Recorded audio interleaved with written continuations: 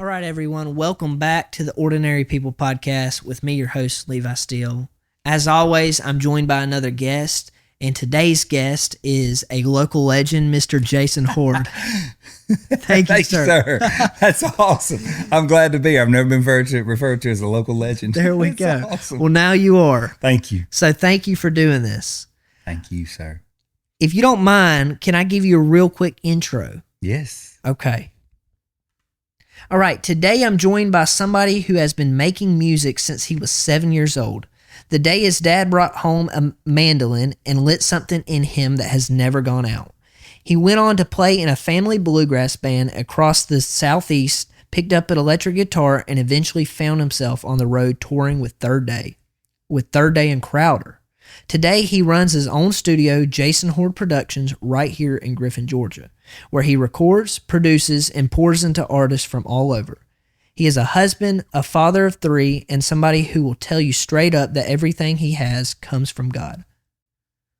That's it, dude. Love it. What else do we talk about? You just covered it all. For real. That's right. Well, Mr. Jason, I do want to thank you before we get into this for doing this. This is an honor for me, and I appreciate you reaching out and giving me this opportunity. Sure. It came across my Facebook, and I was like, I want to do it. Your family's very special to me. Your dad and I and his brother grew up together and shared a lot of great memories through church and connected through that. And actually, my granddad's last name was Steele, spelled the same way. So there's talks of we're related. So okay, yeah. How about that? Yeah, I don't know if you ever knew that. I didn't. Yeah, I think. Well, talk to me. Let's start there. Talk to me a little bit about how you know my family and where that connection began. Mount Gilead Baptist Church. The Balt Zieglers came through in the 90s. There's a singing group that was evangelist, and the guitar player Mark broke his finger, and they asked around in the church who could play guitar, and Wayne Chastain was the name that came up. Wayne was out of town that week. He's like, but I'm teaching this kid guitar. Maybe he could fill in for me. So we weren't in church. I was just playing bluegrass at the time, and filled in. Dad came on a Friday night, walked the aisle, tears flowing. I'd never been in a church service. I'm like, why is Dad crying? Dad's hurt. What's up? What's wrong with Dad? Dad got saved. Your family was involved in the church, the Steeles. And so me and your dad, Ben, we grew up in the youth group together. And my dad getting saved was a 180 for my whole family. And the reason I do what I do today. And so families like yours and the Balt Zieglers and the Hardys, Jim Hardy's family, really pulled me in and just accepted me for being a little musician with a curly mullet. A mullet? Yeah, I had a curly mullet, dude. Wow. It didn't do it on purpose. It was like, it still did. I just got it trimmed. Like it was curly like just a few weeks ago. I was trying to let it grow out a little bit and it wouldn't go down. It just bunches up like in these curls. I'm like, go down. Like Billy Ray Cyrus. Yeah. How about that? Well, talk to me a little bit about what was that family dynamic for you previous to your dad being saved? That's a great question. He worked at the mill. He worked on the mill village in Experiment at Dundee Textile Mills. So worked 40 hours a week, trimmed houses at night with Johnny McElroy, and then bass fished or bluegrass festival on the weekends. So I was either in a boat with him on the weekends or I was at he bass fished early on when I was 7 and started playing the mandolin. Around 10, I joined a bluegrass band. And so we would go to every campsite and bluegrass festival. And believe it or not, one of the biggest ones in Georgia was in Alpharetta. And now Alpharetta is like, all strip malls and, all these businesses. But then it was, cow pastures and hay fields and bluegrass. So we played a lot of bluegrass in North Georgia. All in the Southeast area. If we could drive it, we would play it. So, and then he'd be right back to work on Monday morning. So church was really out of the equation because Saturday and Sunday was bluegrass festivals. Mm-hmm. And then it just took a Bible conference at a church here in town to change the whole thing. So then it became like playing at church on Sundays and youth group on Wednesdays. Yeah. So tell me, like, what was that shift? What did it practically look like for you? It was wild because it took me probably a good year to just. There's a church has a culture. Like usually, it's a thing, and then bluegrass has a culture, and just like country music has a culture, and just anything. So I had to figure out, like, okay, these kids really aren't into music because I was running with kids and adults who were way into music, and my family, we were heavily versed in that. So I had to figure out how to fit the music in with the church and just relate to them because like all my friends were like sports and like, outdoors and all these things, which I got there eventually, but I had to have some help because I was in bluegrass festivals playing music and still was able to do it, but just had to figure out how to intertwine that. Yeah. Talk to me about that. How have you been able to integrate the sound of bluegrass into worship music? It's wild. Great question. It has never been, I've heard the voice of God super clear twice in my life. That just like I know I got to do this. So toured with Third Day and Crowder and Bebo Norman and some other artists. According to John, was a local Christian band in the 90s. So started touring and doing that. And Third Day being 10 years of my life while we're married and raising babies. And then once that came to a close, I was sitting in a church and the Lord said, what if you took modern worship and made it into bluegrass sound? Just take all the big driving, all the big builds, all the electrics, all the 42 keyboards and all the smoke and mirrors and all the things. It became a Facebook post. I went home and Facebooked and said, what are your favorite hymns and spiritual songs and worship songs? The top 10 will be my first bluegrass record and just covers. And I Facebooked that at like 12:30 noon, took a nap, woke up at like 3, and there was over 300 comments. And I don't have a post to this date that has 300 comments on it. So I was like, oh, I found something. Like people really are looking for this or maybe want to hear it and I had no idea. I was like, man, I'm like you said, just locally, I'm done with Third Day. So I'm just around here. So I recorded those 10 songs and made a bluegrass worship album. And then that turned into, we're working on volume 4 now. And it's been great. I released that in 2020. The post was in 18 or 19, I think 2019. And then when COVID hit, nobody was touring and playing. So all my Nashville buddies that were on the road playing country and bluegrass, I'm like, why don't you come to my house? We can social distance if you want to, but nobody's really going to care. Like there's nobody's going to shut us down in my house. So I'd moved my studio home from downtown Griffin that was next to Slices. It was conveniently already moved home. That was the second time that I clearly heard the Lord before the post on Facebook that I'd had a business there 10 years in downtown Griffin. And I was laying in my bunk one night on the road and the Lord said, I woke up and he said, it's time to move your studio home. And I was so scared. And I was like, I don't make any sense, Lord. I've been doing this for 10 years and on the road. And he clearly said, I don't need the building. I need you. I don't need you in the walls. We were in Nashville. It was the same thing. It's like, I don't need the city. I just need you to be faithful and obedient. So we came back home to Griffin and started playing with Third Day and having a studio. So it's pretty wild because it's a bloom where you planted story. Tell me a little bit about the history of bluegrass because it's one of those things that it's a sound I love, but it's and don't take this as an insult, but it's not the super popular sound nowadays. Not a lot of people. It's great music, but not a lot of people gravitate towards that sound. Yeah, you're right. Well, the history of it is it's about the only music that you can play when the power goes out and everybody can still be heard. Yeah.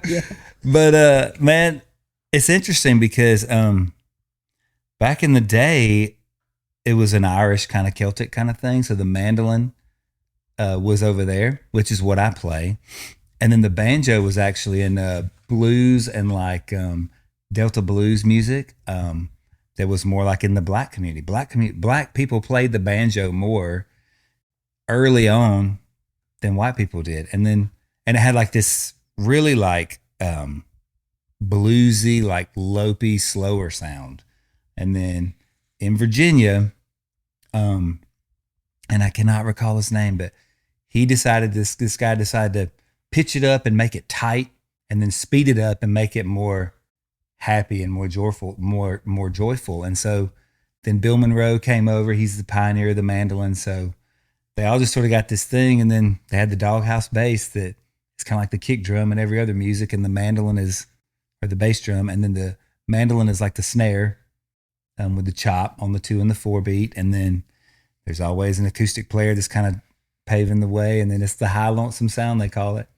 Like 80% of it's in the key of B, which is super high for guys to sing. I don't really do anything in B. In worship leader land, that's like Phil Wickham. It's like the girls can sing the same keys as he can, but none of the guys really can. Okay. So I have to pitch everything down in Josh Baldwin range. but yeah, that's kind of the history of bluegrass.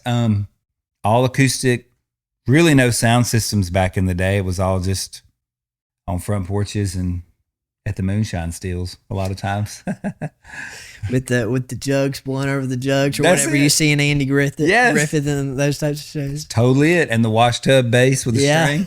It's totally for real. You can make it work. Okay. Yeah. So what is a mandolin? Okay. It's 8 strings, 4 different notes. So they're the same pitch for the 2 that are together. Who knows what it really is? It's just like this. They can be round. They can have a rounded back. Mine has the curls. It's called an F style. There's an F style and an A style. The A style is just a teardrop. And then the F has got all the pretty curls and stuff. I don't know if they sound any different. I'm fortunate we have a local awesome place to eat, Buckner's Restaurant, right?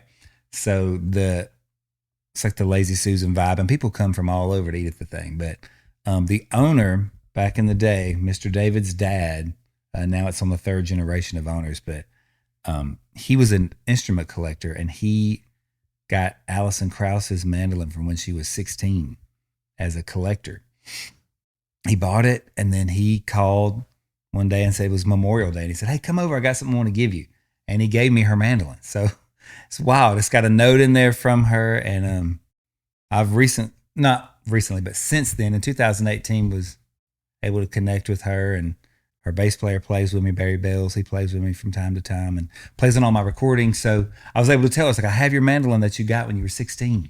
And I said, "If you ever want it back, you know where it's at." She's like, "I'm a fiddle player." She's like, "I had it and I tried it and I couldn't play it." So they play the same, but the fiddle is fretless and it's with a bow. Okay. But it's the same notes and same like layout, sort of. And if you were to compare this sound to something like a guitar, what's the differences there? Because I'm not really, I'm not very musically inclined. I don't know about all this stuff. I can help you. Guitar's in the mid-range, bass is in the, sorry about that bass. You probably just heard that. Bass is in the bottom, guitar's in the mid-range, mandolin's on top. It's more the screechier top end, cut through everything. Got it. And the driver, yeah.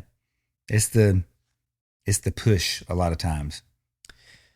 So when your dad brought that mandolin home when you were 7 years old, what was that like for you? Were you hooked? Yeah, there was a lady that played, her name was Judy Williams, and she played in town, and she played at the Music Barn in Williamson. So we would go and I would watch her play, and she had an old like 50s Gibson, and I can still remember the smell of it. Because I remember seeing it. I was like, that is the coolest thing. And it was my size. I was like, man, I'm 7. I can get my hands around that instead of a guitar. So she would play, and she would have a cigarette. She would leave one of her strings out extra long, poke her cigarette in the top of it and let it burn while she was playing. Then she'd take a track and stick it back up there. I was like, that's kind of cool. Lady smokes and plays mandolin. Yeah. She's tough. You don't want to mess with her. But yes, when he brought it home, I was like, I want to play like Judy. And then my biggest influence, his name is Sam Bush. Back in the 80s, he was in a band called Newgrass Revival, and very percussive and very different as far as a mandolin player. So I think I borrowed some stuff from him along the way. That's so cool. And your whole family, y'all went on to form a family bluegrass band. Where were y'all playing? Williamson Music Barn, Alpharetta Bluegrass festivals. It was interesting because back then, yeah, it was horse parks. It was all sorts of things, but everybody would just camp out. Everybody was cool. Everybody shared everybody's food. Like everybody had, if you were not on stage playing, you were in a parking lot jam, like on the back of a tailgate. So it's pretty awesome. It was a great way to grow up. Campfires, I melted the soles off my shoes one time at a campfire, picking so much I had my feet leaned up on the rock, and I looked down and the black part of the sole was doing that. I was like, man, you lost in the music when you're doing that at 10 years old, 10 years old. Mm-hmm. Yep. So who was your band made up of?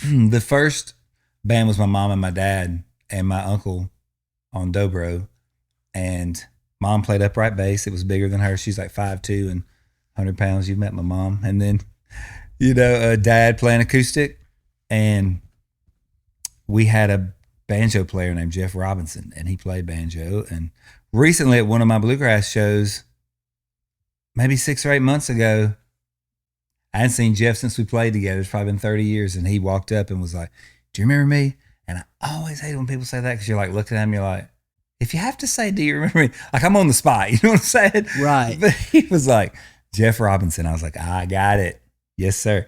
So that was the first band. And then there was a guy named Curtis Jones in North Georgia, and he was a guitar picker, and he was in a band, and their mandolin player quit, and he asked my dad, I was 12, he asked my dad, he's like, "Can I borrow your son to play on stage with us just for this show tonight? We don't have anybody." And so I went over and played, knew most of their songs, because most bluegrassers just play standards. There's not a lot of originals that are written. So it'd be much like a hymn book in a church. It's like, there's pretty much that for bluegrass. I see. There's about 100 that are just traditional standards, and they're mostly the same. So other than the words and the melody, a lot of them are the same kind of, you can catch on to them fast. So played with him, and he goes, "Would your son be interested? Would y'all be interested in him playing in the band and making $50, $25?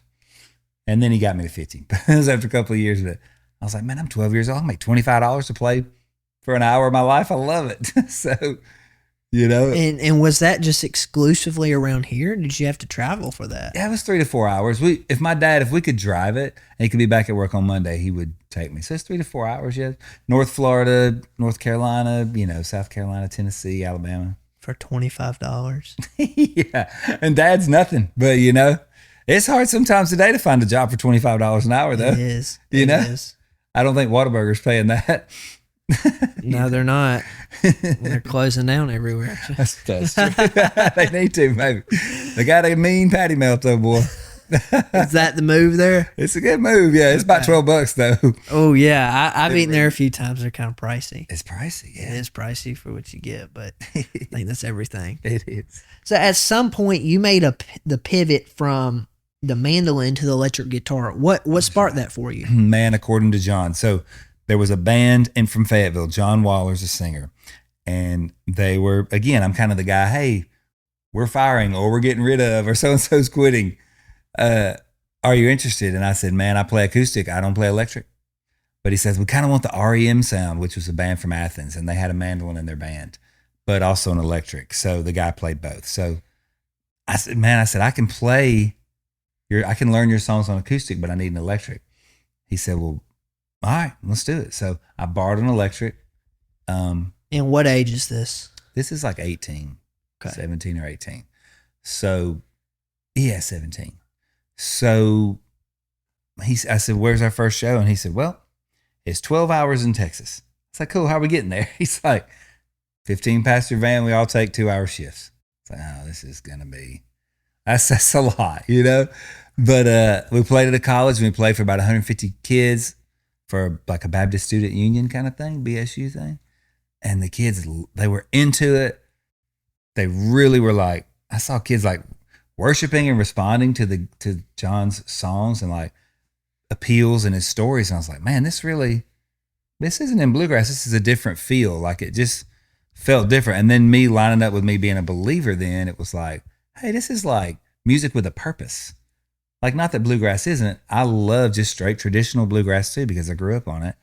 But there's something extra special about, we're leading people to encourage them in their faith, leading them to the throne, leading them into worship.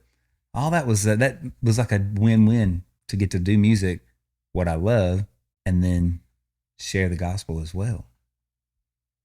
That is crazy. Yeah, it was. And then that led into, we met Mac Powell we were playing a Gospel Music Association event, a GMA event. And Mac was near the stage, kind of on the side of the stage. He's a singer for Third Day.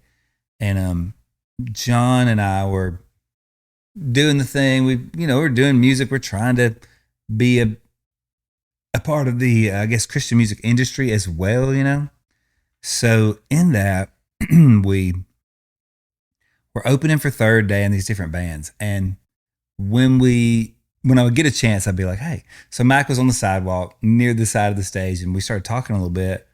And I was like, yeah, I'm from Georgia too. We're from Georgia. We're this band. And he's like, cool. He's like, what all do you play? And I told him, and he's like, man, one day, he's like, I'd like to add some of that to Third Day. I was like, that'd be cool. And then never really 2 or 3 years went by. I was probably 21 or 22, probably 22 or 23 when he reached back out to me. And it was a phone call. I got my number from somebody else.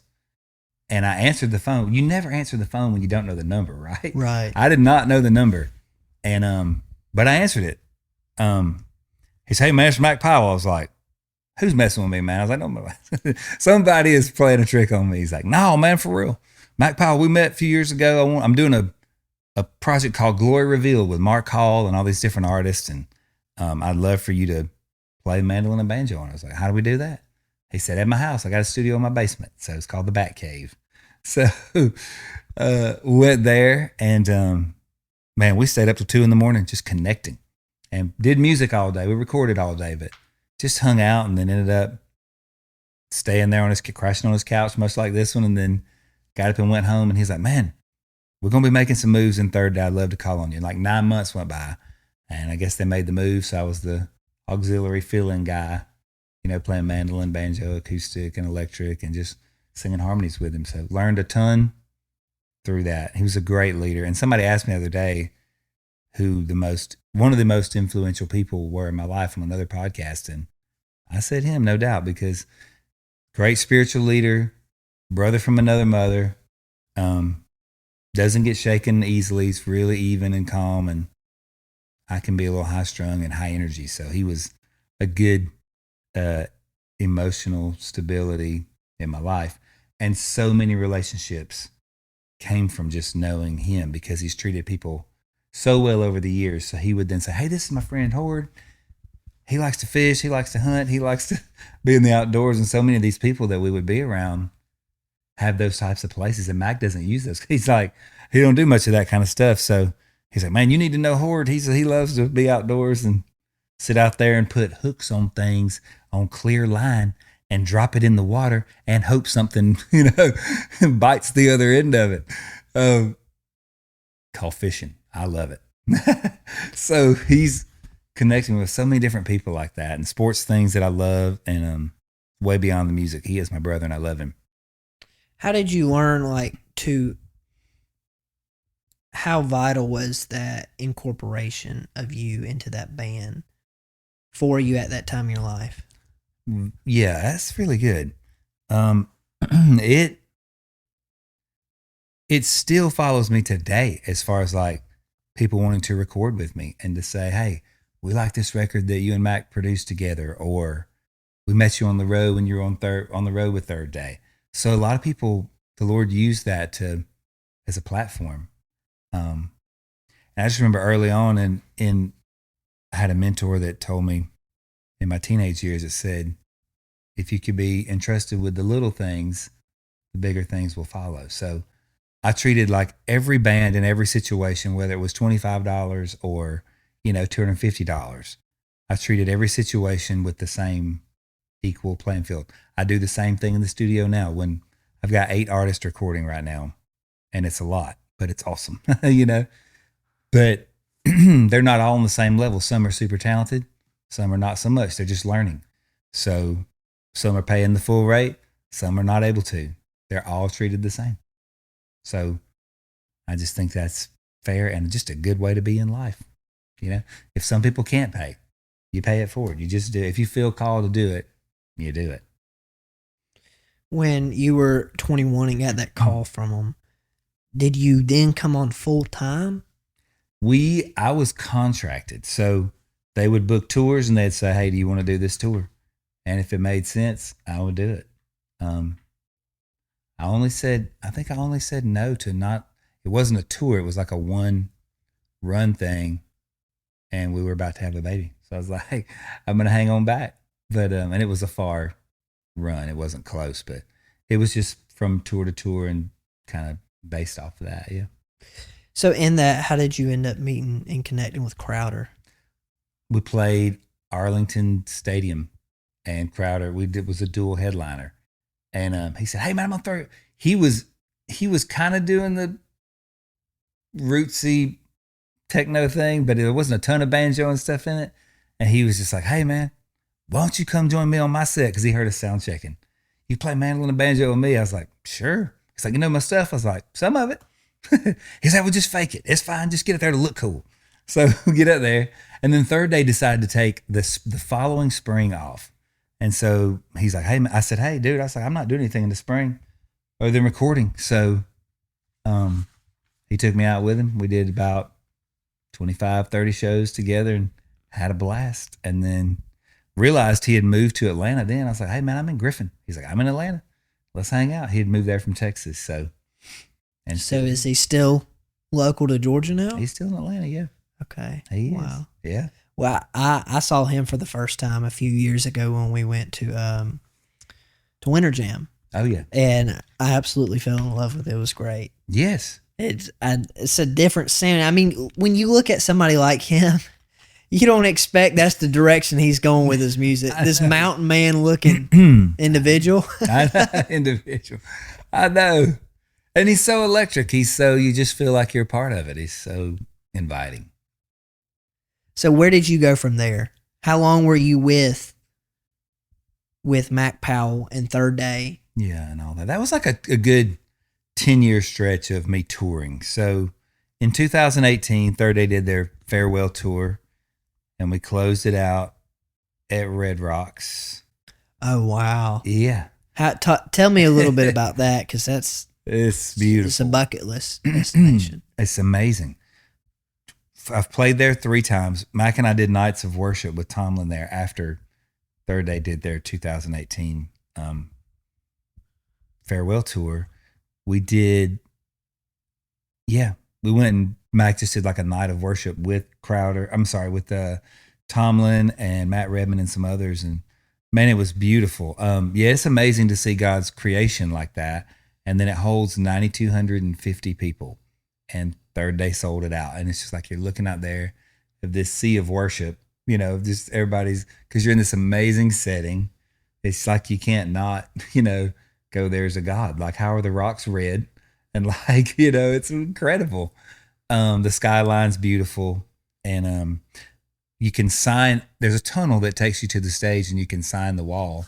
And I got as close to Tom Petty as I could to sign, because he's probably one of my most, outside of bluegrass, he's my most probably influential artist, just because he's really real, and wasn't the best singer, but he could tell a story, and he knew how to tie all that stuff together, and he's really real and raw. And I just always liked that. I'm not a big effects person and like keyboard, computer music. I've never been, I guess because of bluegrass. So if it's a real guitar, I'm in a real guitar and a human that just tells a great story, I'm a sucker for it, Did you ever have the opportunity to meet Tom Petty? I didn't. I've never met any of them. I've had the great fortune to meet some great people and great artists, but he wasn't one of them. I've been to 4 of his shows though. Me and my wife went, we saw the Eagles with him, and whoa, they saw some pretty awesome. Yeah, there's been some great nights of music. That's neat. That's very neat. What is something about life on the road that nobody really tells you about before you're in it? Great. It is only like however long you play for the night, that's the best part. So Third Day would play an hour and a half, but you're on the road in a town you really don't know all day, really, with not much to do unless you can find something to do. Or I would run 3 or 4 miles a day, worked up to 5, miles a day, and just I would run and go and just find something in the city that was cool. Like Mac loved to go to art museums if there was something close. He'd travel to those, or I went to a couple of those, and I was all right. I'm good, but I would try to find like a park and shoot some ball, or like take golf clubs. I had a fishing pole that would break down into 3 pieces, and I'd go find a little park and fish till I got ran off. um, the part of the road that's the toughest is sleeping in a moving bed every night. Like it is literally 4 to 6 hours a night of your bed moving and rumble strips and all the things, and they try to keep it as some drivers are better than others. We had a great driver for many years named Champ, and he drove for Tim and Faith McGraw too. So he was smooth, boy. He had it down, but then he'd be out and we'd have just some jackleg who thought he was Mario Andretti or something, or Dale Earnhardt. So you like wake up, you're against the wall, you're over here, you're like, please stop. So then by the time it stops at 4 or 5, 6 a.m., then you're like, okay, now I can sleep. Well, then you sleep till noon. So then half your day's gone, So and then when you come home, you've got to turn back in around to your wife and your family schedule, which is you're up at 6:30, 7 a.m. and getting the day started. So that was a tough turnaround, because the road would be 4 days a week and then home 3 and then gone 4 and home 3. So you never really got turned around, and you really didn't sleep good. So I'm so thankful now to be able to be at a great church and planted here and local and making music and feeding my family and blessing those around me and still getting a good 8 hours a night in my own bed. That's great. That's beautiful. Awesome. What's one of your most notable memories from that period of your life? Oh, that's good too. Well, in that period of touring, I would say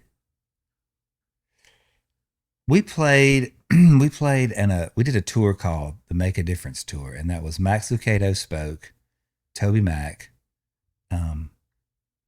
third day, and Mandisa. All right, so Mandisa was an American Idol, an incredible singer, and I was just like, it was dancers, singers, and I remember watching her when I was like, she is really awesome. She is a light. She is a lovely person. And I was just walking the halls one day, and this kid was of the arena. We were just kind of like, I was walking the upper bowl and just trying to get some exercise in before dinner. And there was a guy there he was a worker there at the arena. And it looked pretty tough. Like he might have been, like he was probably going to be selling popcorn or something like that night, missing some teeth, had a couple of gold caps on the ones that he was missing. He wouldn't be who, like you're going like, I want to hang out with this kid. It wasn't like you need to hang out with this kid, but it's not like, I'm just going to kind of keep moving. He looks a little scary.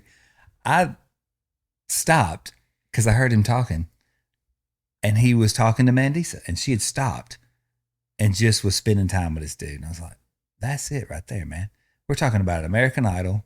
We're talking about pop star, like killing it. Great singer. And she was just being Jesus to this guy.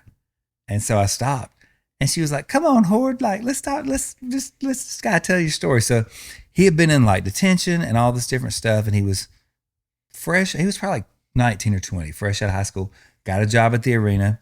And, he was just telling her what an influence she had been on him, and he'd watched her on TV and all these things. And she was taking the time, which is awesome. We all should.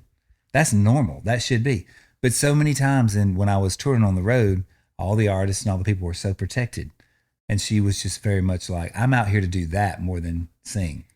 And when we walked away, I was like, that was an amazing moment. She said, man, she said, they really don't care who you are on the stage. They really want to see what you're like at McDonald's afterwards, or when you're not elevated. And, she was getting her makeup done, her hair done, all this stuff, but she was just very normal in her jogging pants that day and every day. That really went a long way with me. That'd be a moment that was a pivotal moment for me, because I was like, why am I guarded in the bus all day on my phone, just watching Sports Center and liking stuff, and commenting on stuff? I need to this is an opportunity to be out there and do this well, because because oftentimes these artists we elevate them so high to where it's they're like not even human anymore. Like they're untouchable, you know? And for me, that's definitely true. I want to see what you are when the lights go dim, when they turn off the PA system, you know? That's right. Who are you really? Who's the person behind that mic? That's right. And for me, I've seen where they're not who you thought they were. I've seen that. And then I've seen they're a completely different person than who you thought they were in the best way, too. And this is just from, I guess, social media or whatever stuff comes out about people. But for you, I'm sure that was magnified on the intimate levels you had with these people. Definitely. Craig Morgan was another one. He's a country music artist. And, man, he was in the streets every day. One day he woke up, he came into the bunk area and blew a, what are those things called? Those air horns? Yeah. But I mean, man, those things will take your hearing out right now. But if you're asleep and you don't know it's coming to, it's so bad. He said, guys, who's with me? We're going to put 40 fire alarms in a school that's going under. He's like, they can't get funding for the state. This is Craig Morgan. He's got like huge country music hits and served our country. Man, I was like, this is awesome. Yes, I want to go. He's like, I got all the tools. I went to Home Depot and bought like 20 screwdrivers and some ladders. And he's like, let's go. So 8:00 in the morning, man, it was me and him and 2 other guys got up out of 12 guys. The rest of them were just like out. But we got up and put fire extinguishers in before the show that night. And it felt so great. It felt 1,000 times better than the show, knowing, hey, man, this school's restored. Like we did something. He would bring a trailer and a woodworking, movable, like woodworking shed. And he would build cabinets or a table for somebody who needed it in the town or whatever. Like there was a homeless shelter. He built them like a big table. Just all hands on deck every day doing things that really mattered, made a big difference, you know. That's incredible. I know, dude. So cool. What, during that period of your life, what was probably the most important lesson you learned in that time that you carry with you now? That's good. I think I was going so hard at trying to provide for my family what I thought was providing, and realized you really can't get time back.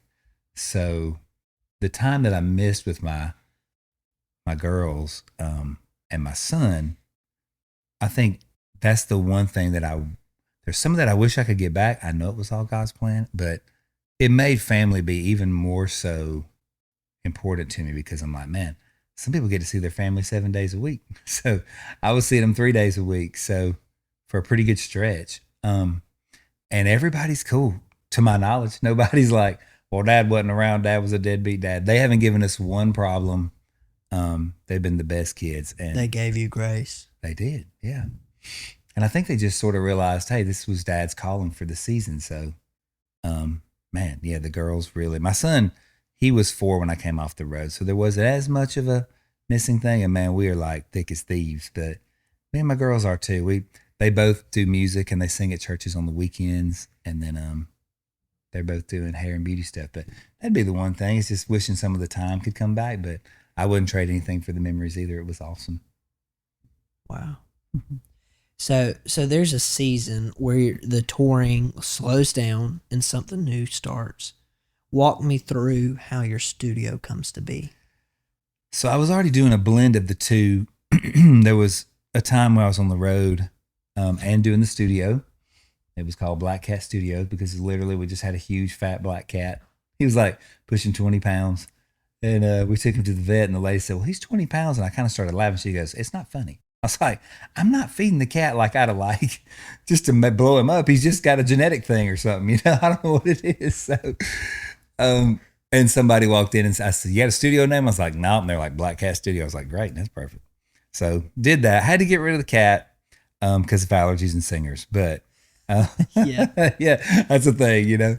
But that transition, like I said, I woke up that morning in my bunk and I knew that third day was going to be over. And then the Lord told me to move the studio out of the location. So I'm like, what does that even mean? Like, I'm bandless and I'm studioless. Like, I'm going to move it into my bonus room in my house. And literally in it was within a week, maybe even 8 days. I remember going like, all right, the phone needs to ring. And it rung. And the guy came and he was like, I told him, I said, I'm not in the studio anymore. I'm at my house. He came in, he took his shoes off and he's like, I could take a nap here, man. He's like, this is cozy. I was like, cool. So it just had a different feel. It was great. That was the transition. So the studio became just like, it really blew up because, like I said earlier, God said, I don't need the building. I need you to be faithful and just do what I'm telling you to do. It don't look like it's going to make sense, but I promise you it will. And that was 19. So we're like 7 years into that now, and it's busier than ever. How tough was it to fully depend on God for everything during that season? Yeah, I mean, that was because I'm going like, that doesn't make any sense, but he has never failed me. And I've only, since 2000 maybe, early 2000 was the last day job that I had. So it's 26. So in 26 years, and even when we started having our kids, I told my wife, I was like, I don't think you're supposed to.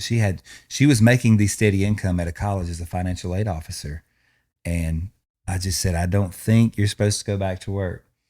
And she was making like $45,000 then. I was like, I think the Lord's going to just make it up.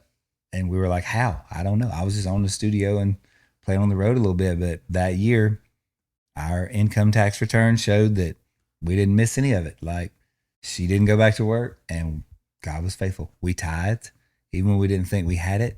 That was the main thing. It's like, it's not yours to begin with. God gave you the bread of life and what you need for the day.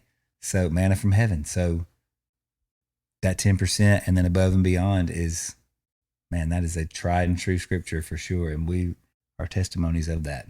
Dig a little deeper into that for me about tithing. Yeah. I mean, well, for me, I feel like it's 10% is kind of what the Bible says. And it talks about being the crop, that you give back. And it says, I will open the windows of heaven. Test me in this. It's like the one place where it says, test me. And I remember driving to a writing session one day and I literally had $75 in the bank account. And I was married. And my friend said, hey, can you stop and get a gallon of milk and some loaf bread for me and my family? I was like, no. I was like, I cannot. I said, I got to do $7.50 to my church this week. And then I got to live off the 60 whatever for the rest of the week, $68.50. So, or $67.50, something like that. I'm close. I was homeschooled, so my math's. But I know all about that. It's good though. You probably got the math skills though. I didn't get that far. I don't. Unfortunately, no. None of us did. It ain't mama's fault. It's not at all. It ain't my mama's fault. But but we tied that week. And then we knew we had our bills coming up and 70 whatever dollars was not going to cut it.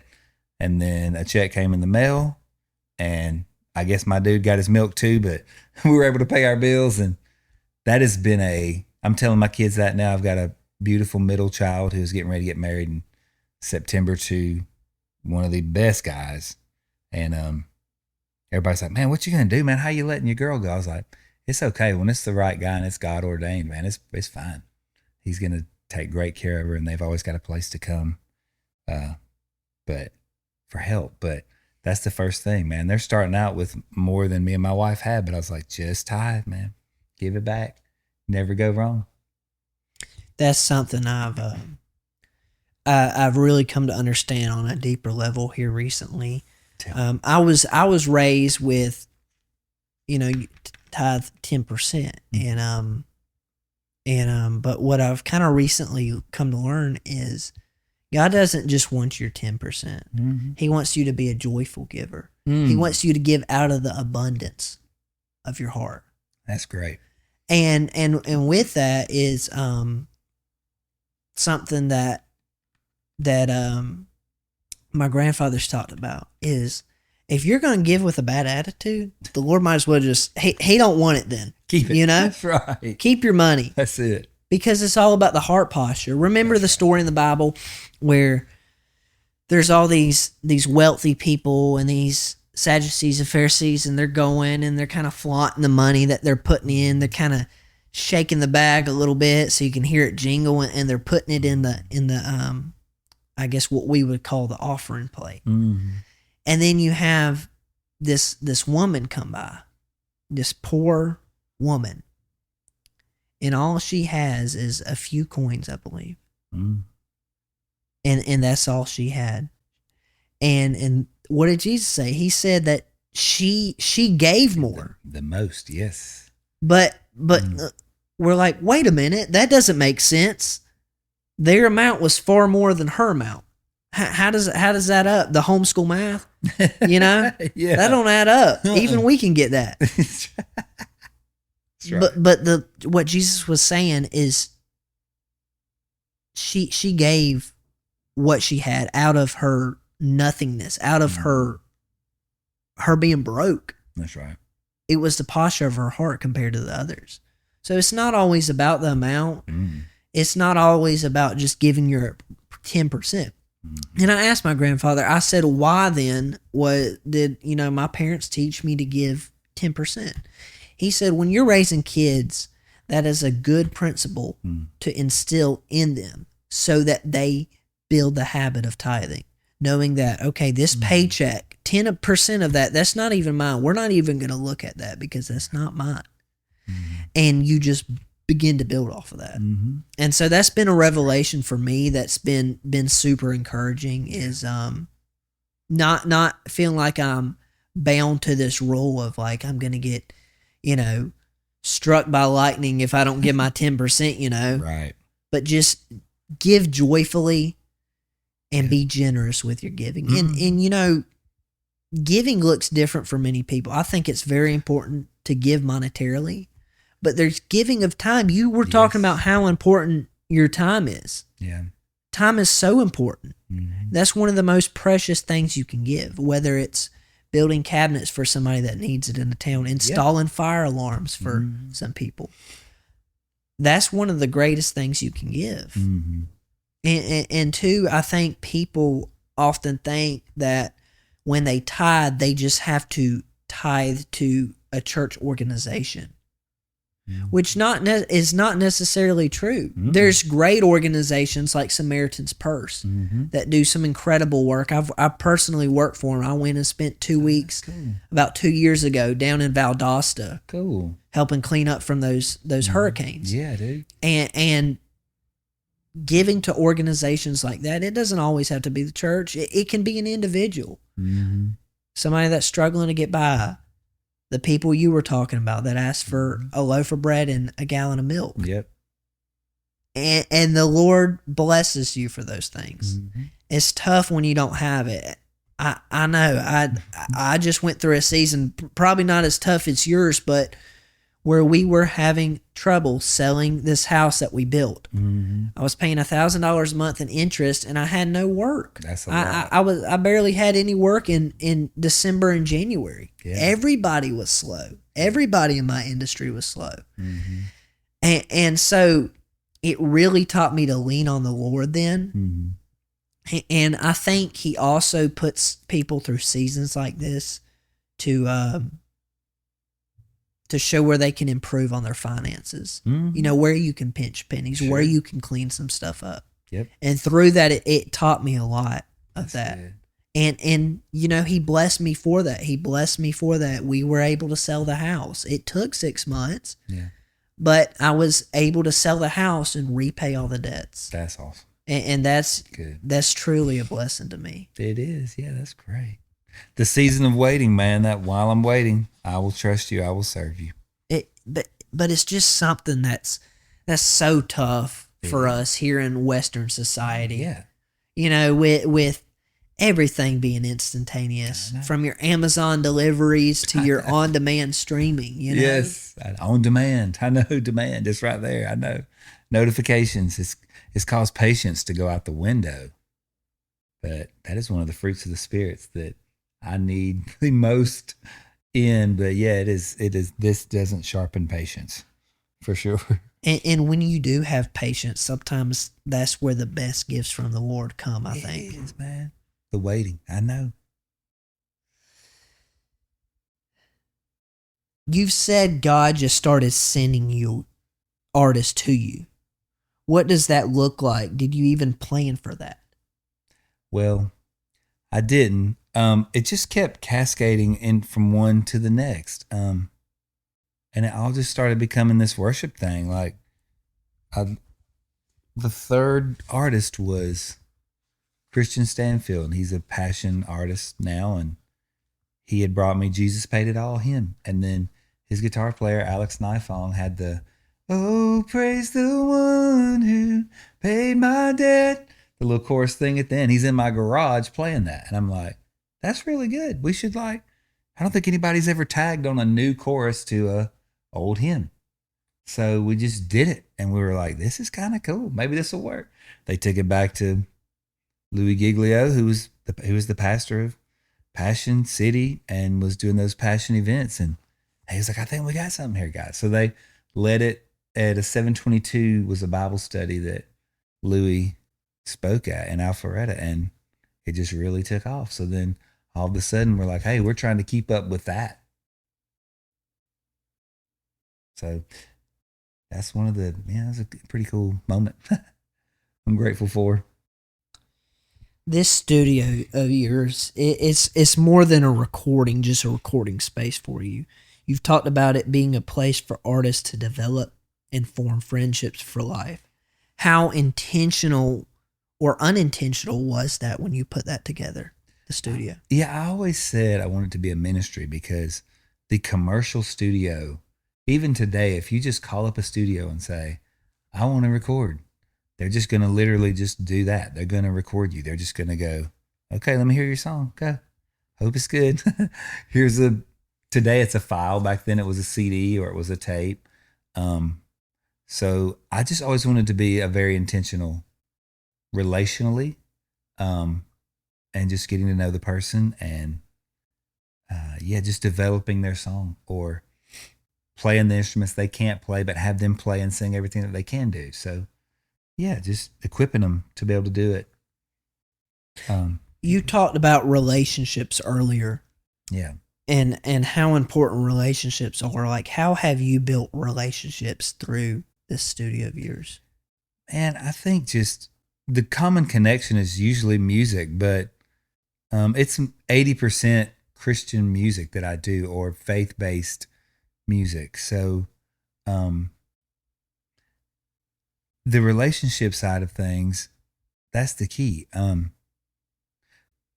Jody Messina comes to mind. She's a country artist that had a big hit, Heads Carolina, Tails California. And through cancer, she moved to this area to go to Cancer Treatment Center of America in Noonan. And literally just coming in, connecting with her through another friend, Brian Scoggin, and they had met.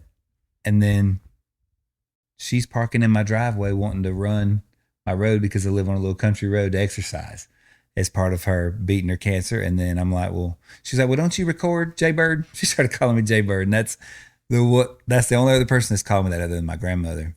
And so just getting to, some people would die, like the string cheese girl that's on American Idol right now. Jody Messina just walked on stage and she almost had a cardiac arrest, because she's like, that's Jody Messina. But like you said, they're normal people. So if you don't put them in some weird position or even to make them feel weird, I'm like, of course you can park in my driveway and you can exercise anytime you want to. You just take it easy with them and love on them and let them know, hey, I'm praying for you because you have cancer, not because I want to work on your next record. Be authentic with people, not for what you can get out of the relationship, but what you can do for them. And then 3 months later, she goes, Jay Bird, I need you to record this vocal for me. I'm doing this mashup with Cole Swindell of my song. He wants me to do. He wrote a version of Heads Carolina, Tails California. Wants me to sing it. I don't want to go to Nashville. I just want to sing it in your bonus room at your house. I'm like, great. So when you come over to run, when you're done, or you want to do it before, whatever. So she's in my house at 8:30 in the morning, waking all my kids up, screaming and singing, and just because it wasn't like, oh, you're person, you're a profile. No, you're cool. Just come hang, running the road. So I think relationships, the key. I mean, Levi Steele is super cool, just as cool as any of these people who have won 20 Grammys and have hits. Like everybody is, it's an even playing field. Everybody's ordinary, right? Oh, that's good. That's the point of my show, you know. It is to show that everyone has a story to tell, and behind a facade, a Grammy, whatever it may be, there's a story to tell. Everybody is ordinary, you know. They all come. Most people come from humble beginnings, you know. Right. And I really love what you're saying is treat everybody the same. Yeah. Regardless of their status, their popularity, or the amount of money they have. Sure. That's it. Everyone's human. That's it. That's beautiful.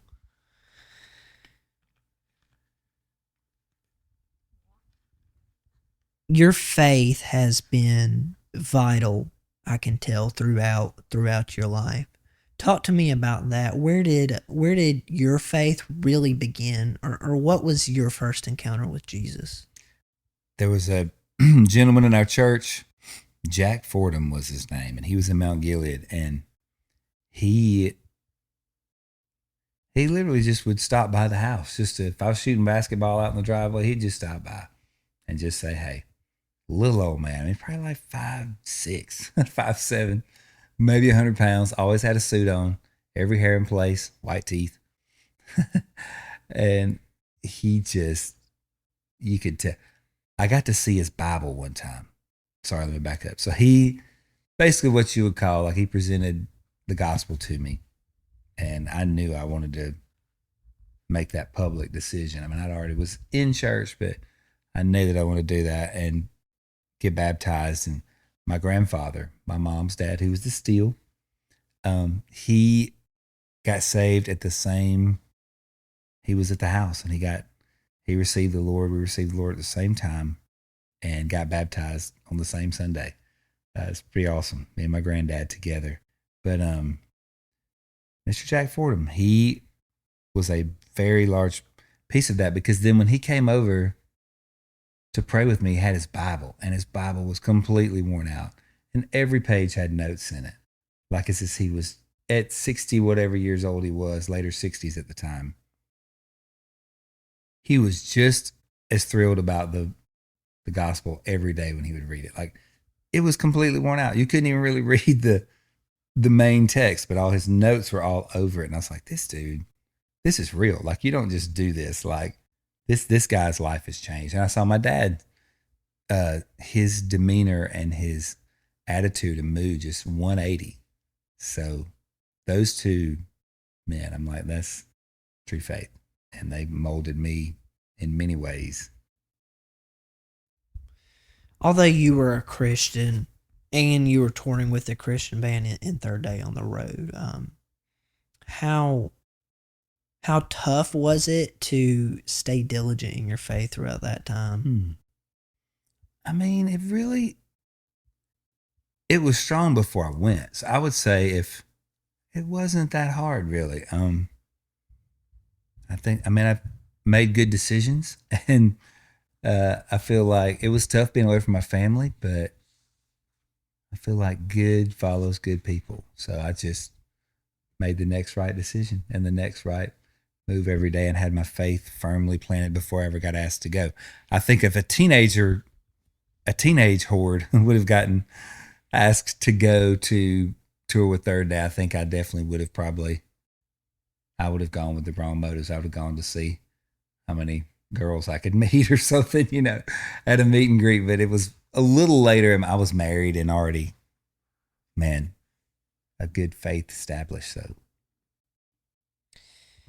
what would you say to a young person who loves music and loves God, but doesn't know if there's room for both in their life?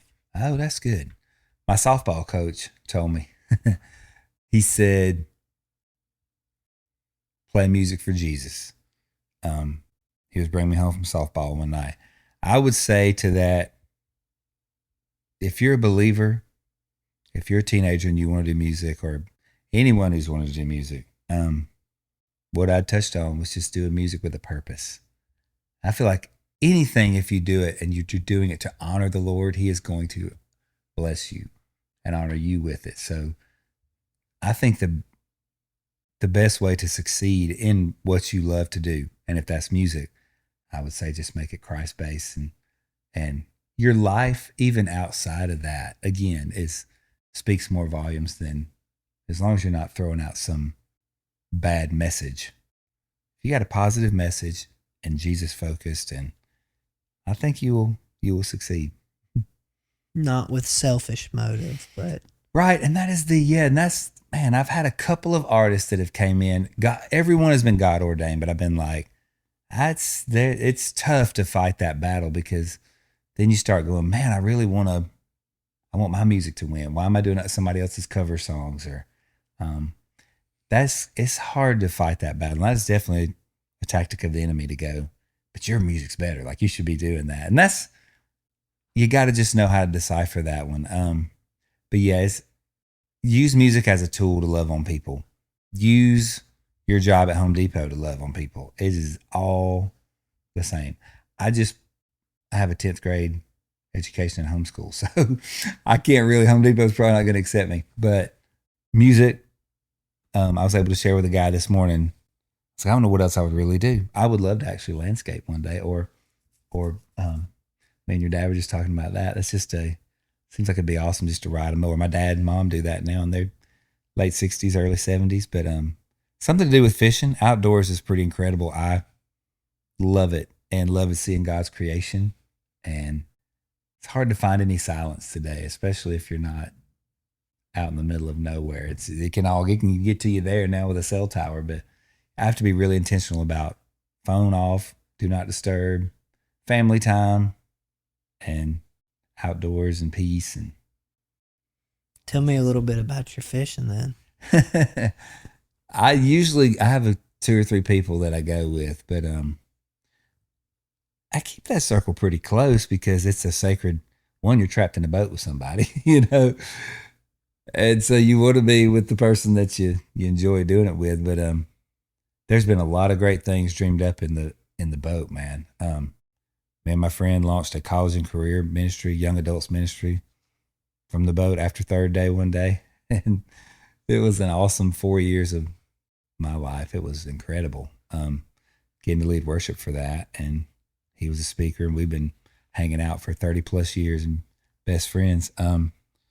Solitude, man. And then it feeds my family too. I mean, there's times where we keep 10 or 12 bass or 20 or 30 crappie and clean them and come home and have people over and, have fish fry and just have a good time. It's a community thing too, Yeah. Builds relationships. It does.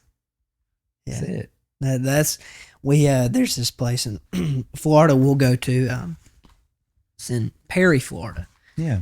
And it's a little fishing camp. My uncle has a spot down there. It's like one of those places where people pull their campers in, and then they just build these crazy structures around them. Yeah. You're like, I don't know how that passes any inspection, Yeah. I guess stuff's different down there in Florida. Yeah. But anyways, we'll go down there sometimes, and we'll go out in the bay and all that stuff, and in the river, and just sometimes we wear them out, sometimes we don't get nothing, but when we wear them out, man, it sure is fun. Ain't nothing like it. I know. It is. And the joy of like sinking one on your hook, and you can't replicate that anywhere else. Mm-hmm. And we love them. We love eating them, and Daddy and Papa, they sure do love it. That's awesome. So, is your Papa Bob? Yes, sir. And Uncle's Isaiah? Yes, sir. That's awesome. Yes, sir. Isaiah one time was, he had a Jeep. He had this Jeep, and we were working at the Griffin Motor Company. Me and this guy, Heath Baltziegler, I was telling you about. And Isaiah he's going to the prom or something. I think the Jeep was red, I believe. And Heath could tell the story better, because I was off in the tool shed mixing up some tire wax or something. But Isaiah got to talking to Heath, and Heath was buffing the hood out. And there's like this curve there, right? And so he was working that curve real good, boy. And he got to look at Isaiah, and Isaiah's like, Heath! And he done gone through the clear coat, through the red, straight metal right on your uncle's hood. They almost got in a fight. Your uncle was so mad. He was just like on the one spot. heated up real good. Pad was red. Oh my gosh. You have to ask Isaiah about it. Oh, I sure will. That's crazy. The times though, but like you said, it builds community. You're kind of just there to be, in the wilderness and the outdoors on the water, and it's just a good thing. And it's hard to find silence these days and peace. So It is, and just enjoying creation, whether it's a sunrise or a sunset out there on the water. I mean, it's just puts me in awe every single time. Mm-hmm. You see something like that the Lord designed all this for His glory primarily, but also put us here to enjoy it. That's how right. special that is. Love it. Before we wrap up, you're a worship leader, and I know with worship nowadays it's kind of evolved. And with that, how do you stay how do you not make it about how good it sounds, about performance, or about the lights and the smoke machines and all this? How do you make it about Jesus each and every time? That's a great question. So I deal with that because you come to church with me some and see that. So from touring, the two things are the touring I did, you get paid, and you basically know everybody's got thick skin, and you can say, hey, that song's not working. You missed that chord. You blah, blah, blah. We got to get this right the next night, because it's a whole different, you are ministering, but it is like people pay to come to a show. And then worship Sunday morning, you saw that. That's not a show. That's like, hey, I want to give my all to God. I want to give my best to God, even if we are all volunteering, which is awesome. We're all volunteers at our church. But you want to be able to give God your best, whether you're getting paid or whether you're volunteering. So for me, that preparation is through the week and not on a Sunday morning. We rehearse on a Thursday night, but then we have just as long of a share time or a study time together and a prayer time. It was actually longer than the rehearsal this past Thursday. It was an hour, and we rehearsed 35 minutes. At 7:35, we were done. And then until like 8:30, we were still all praying and talking and seeking and there for each other. And then that just flows over into Sunday morning. Once you build that community with your band and your team, I feel like the Sunday is I tell everybody to be prepared. I'm like, I'm going to send you out the songs the week of. Go ahead and be prepared. That way you're not looking at a chart or reading a lyric. It's just in your heart, and it's an overflow. That way the Sunday morning experience isn't I'm trying to get all this stuff right. And I think our church is a great blend of that. I've been in both. I've been in some churches where they don't care and we just get up there and just play. And I'm not really, there's worship in that as well, but God deserves our best, I feel like, too. So, but it is a fine line. But for me, I just know that He gave me a gift, and I always want to bless Him back with that, because a G chord to me, you're like, what's a G chord?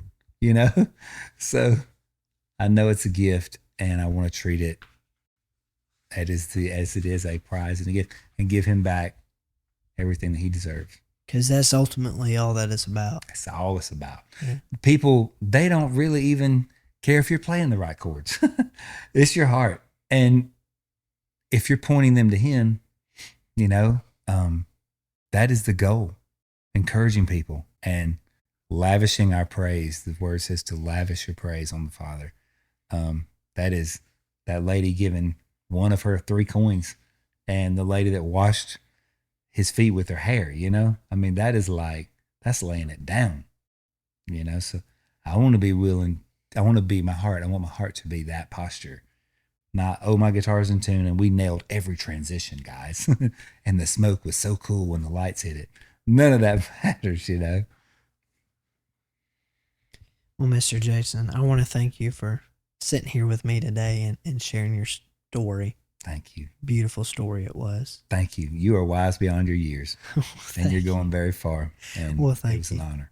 Thank you so much. But before we close, just a few more questions for you. Sure. First, I offer every guest the opportunity to underline a passage of scripture, a Bible verse, even a whole chapter if you like, that has meant something to you throughout your life. So is that something you want to do? I can. It's funny. I keep going back to this. It's not anything crazy deep, but it's a proverb, and it just says, "Bloom where you're planted." And because for years there's many times along the way where I chased just the spot or the band or the singer or the guitar or the amp. And then he's like, I really don't need any of that stuff. I just need your heart. So that's it. Where God puts you and roots you, grow those roots deep. Mm. I love that. Where can people find you? JasonHoard.com, Hoard. Instagram is Jason Hoard. All the little platforms. I don't do a lot of it, so they can really just find me in Pike County. But okay, but I do. I mean, I'm getting older, so I'm like, I try to like just be present with the people at the time. So if that's in Freshway Market, that's awesome. Yeah. And if that's at church, it's awesome. 2 months ago, I found myself in Cincinnati, Ohio, working with an artist, with an outlaw that was a wild situation, wild story. Just 6 weeks ago, I was in Iowa working with a homeschool 5-piece bluegrass band that's all from like ages like 12 to 20. So cool. God just places them in my life, but I'm online. There's an online presence there. You Okay. can look me up. Okay. Find me in life. Yeah. Yeah, absolutely. And I'll make sure to link all that stuff down Thank below you. too. So. I'll send you all that. Okay. I'll do better this year. Well, and then actually 2 more things, but 3 people you like to see on this show. Who are they? Sweet. That's great. On this one. Yep. Man, I think you ought to get my pastor, my buddy, Billy Smith. He's so fun. Okay. He is so fun. Real deal human. I know you've met him. Yeah. I actually, when we did our other podcast, back in like 2022 with my siblings and everything, that's kind of where this began, as I discovered a passion for interviewing people, and through that, because I interviewed a couple of people. I interviewed him. I had the opportunity to, a really cool story, interview a guy in my parents' church that had just turned 90 years old. And so got to talk to him about like what life was post World War II, all that stuff. And so Mr. Billy, yes, he was somebody I interviewed. Good. I think I'd love to do it again though. See where he's at. Where he's at now is it's awesome. Like, I mean, I'm not saying it wasn't then, but he's just in a cool transition season of his life, and so just awesome. I can't say enough about how I'm so glad he's my pastor. I mean, he was my pastor. I think I've told him he was my pastor when I was going to church there, you know? Wow. And he's like, I don't know what that means. I was like, we just hang out and have lunch, and it's awesome. And if I call you, you answer. And funny enough, that's what a pastor should be, but it's hard to find these days, you know? So he's from the old school cloth. I would say I'll try to connect this one for you. I think Mac Powell would be an awesome one. Okay. Talk about Third Day, and I think I can connect that one for you. So yeah, I'd love that. That'd be a good one. He can come down and record. I think his daughter's band's coming down to record soon. So if they do that, then we'll set it up. Yeah, we should do that. A third one. I was thinking about,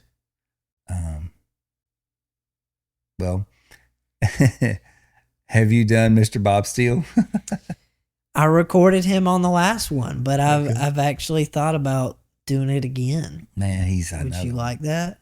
He had a lot of wisdom for me growing up. That or Wayne Chastain, both of those guys were big Mount Gilead guys for me. Wayne was my youth pastor and helped me also in music, and just really, he helped me understand who I was in Christ and led me through like some deeper books at the time in my youth. He didn't say, oh, you're only 16, you shouldn't be going in on C.S. Lewis, or, you know, he was like, you should get in on this. And like, he'd pull me along with him, and he grew me up spiritually a lot. So in my life, he was an awesome one. Yeah. That's great. I'll have to reach out to some of these people, and if you can make that connection with Mac Powell, that would be incredible. My parents are big fans too, so they would love that. Awesome. But last one, if you could go back and tell your 7-year-old self one thing, the kid who just picked up a mandolin for the first time, what would it be? Oh, that's good. I would say do exactly what you were doing, because I was taking a record. I would take a vinyl and listen to a verse and a chorus, and then take the needle back and listen to it again and then learn it. So that to me was the best. I gave myself lessons. The Lord I didn't have any siblings. Nobody around me played music. So me and a record player, that's how it started. And you couldn't just skip on your phone and be like, let me look at YouTube and figure out what this person's doing. There wasn't any of that. You had to just figure it out. So you had to develop an ear. I had to learn how to play. And then I was playing with other people at 10. So learning how to be in a band. So through that, I just learned how to listen, read a room. Like there's so many things that this don't teach you. YouTube doesn't teach you how to really, you can half speed anything. You can slow it down. You can pause it. You can figure out anything. But I had to actually put my hands to it. Much like me and your dad were talking earlier. You have to work. You have to put your hands to the plow, and you've done that. You've done a great job of that, building these homes and like building a career for yourself and a nice life. And at a very young age, it's awesome. So that is commendable. And I would say that's it. I would say do exactly what you did, 7-year-old. Just work at it. Work hard. Develop your ear. Develop all those gifts that you've been given.